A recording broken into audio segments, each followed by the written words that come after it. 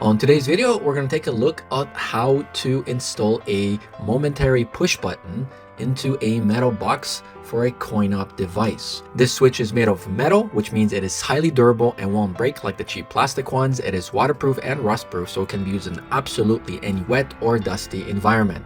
You are going to need a 12mm hole for this, and the rated voltage for this is 3 amps or 250 VAC. Stay tuned for the entire video. So this is the push button. This is a metal one.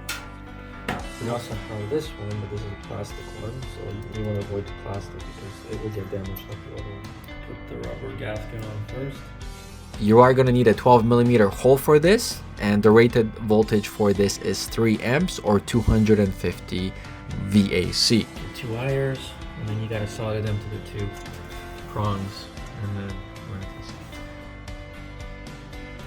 Okay, so once you have your 2 exposed wires, you attach them through the holes, and then you can turn them on, test it.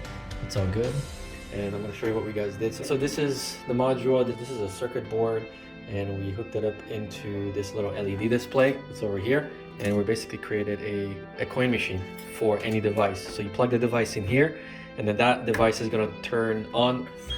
So now I did not build this. I replaced this whole module, and I'm going to show you how it works. So the way it works is there's this little slider here, and this is what determines what coin it accepts.